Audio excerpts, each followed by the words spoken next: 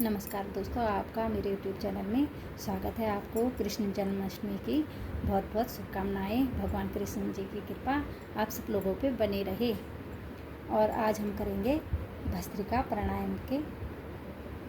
पहले हम सुखासन में या वज्रासन में या पद्मासन में, जो जिस आसन में बैठ सकता है उस आसन में बैठ सकते हैं। और कमर रीढ़ सीधी रखें और हाथों को ऊपर ले जाते हुए, सांस ऊपर लेते हुए छोड़ते हुए नीचे लाएं। इसको 10-20 बार दोहराएं।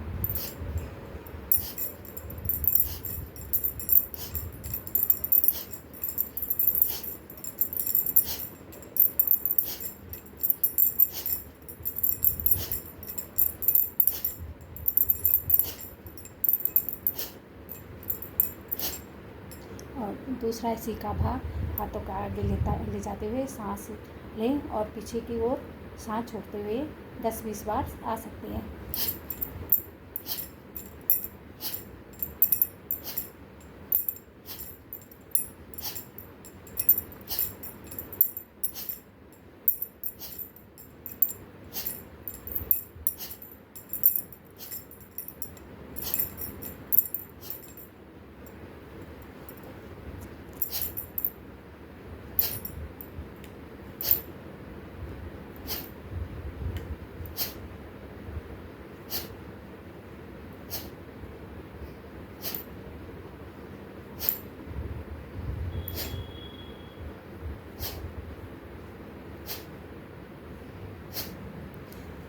और अब करेंगे भस्त्रिका प्राणायाम।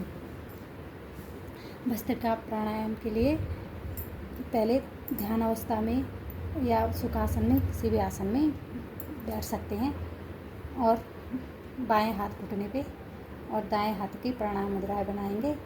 और बाएं नाक अनामिका से बंद लेते हुए और दाएं से धीरे धीरे सांस लेंगे और छोड़ेंगे। फिर तेज़ रफ्तार में करेंगे। इसको भी 10-20 बार कर सकते हैं।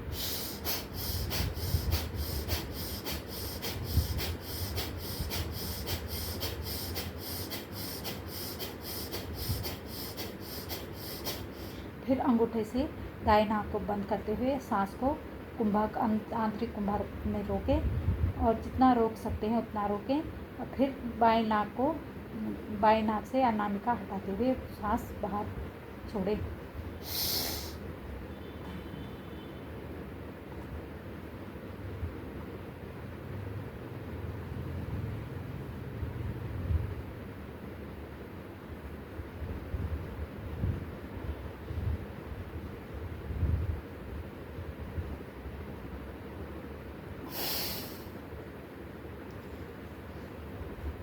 फिर यही क्रिया दूसरे नाक से कर सकते हैं।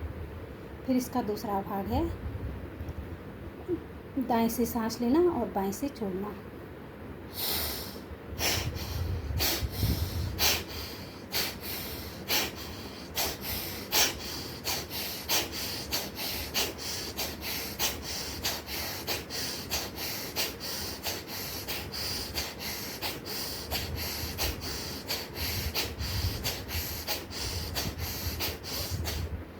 इसको भी 10-20 बार कर सकते हैं। इसके बाद दोनों हाथ घुटनों पे रख के और कमर रीढ़ सीधी करते हुए और मूल बल लगाते हुए सांस लें और छोड़ें।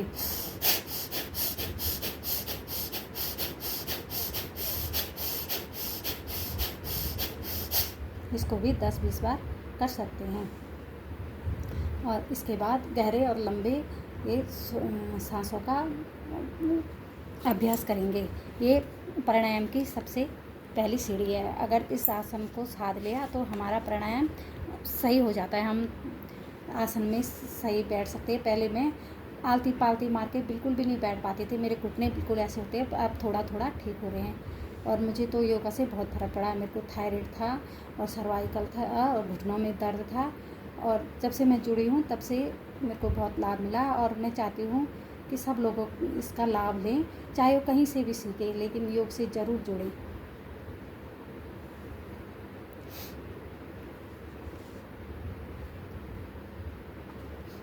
इसको पहले सांस को बाहर छोड़ें और आंतरिक कुंभक में रोकें।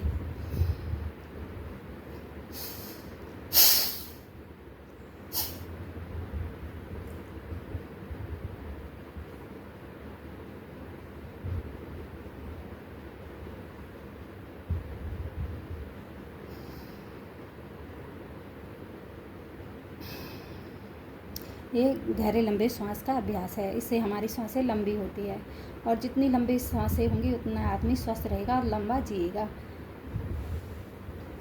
और इसमें मूल बंद ज़रूर लगाना पड़ता है और कम जब ये रीढ़ सीधी रखनी पड़ती है। और इसको हम 8 बार करें और ध्यान अपने अंदर ले जाएं। पहले अपने जो 7 चक्रों हैं 7 चक्रों पे ध्यान ले जाएं, फिर धीरे धीरे मूल बंद से सहस्त्रधार तक आ जाएं। इससे हमारे पूरे शरीर में ऑक्सीजन मिल जाती है।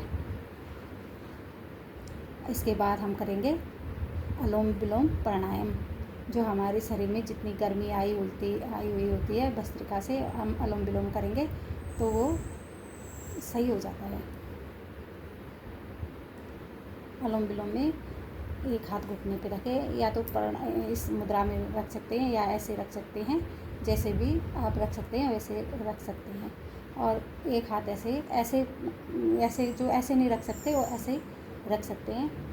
और बाएं नाक को अनामिका पे और अंगूठा दाएं पे, और बाएं से सांस लें और दाहिने से छोड़ें। और सांस ऐसे लें कि सामने वाले को सांसों का पता नहीं चले। धीरे धीरे सांस लें लंबी लंबी और धीरे धीरे छोड़ें।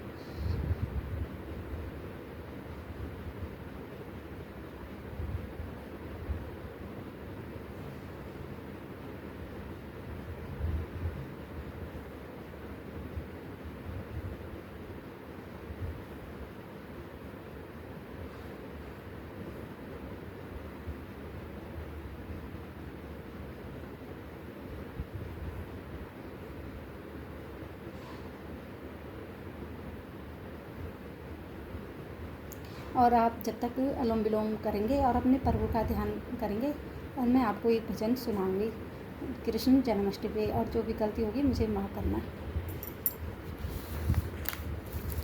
झूला झूल रहे भगवान नंद जी के आंगन में, झूला झूल रहे भगवान नंद जी के आंगन में।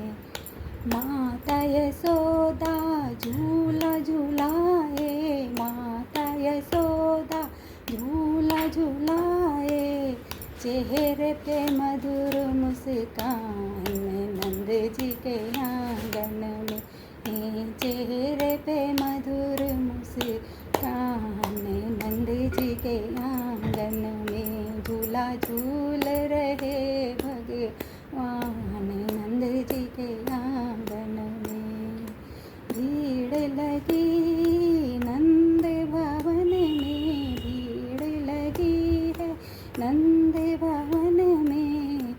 अरे आया कौन मेहमान नंद जी के आंगन में। अरे आया कौन मेहमान नंद जी के आंगन में। झूला झूल रहे भगवान नंद जी के आंगन में। झूला झूल रहे भगवान नंद जी के आंगन में।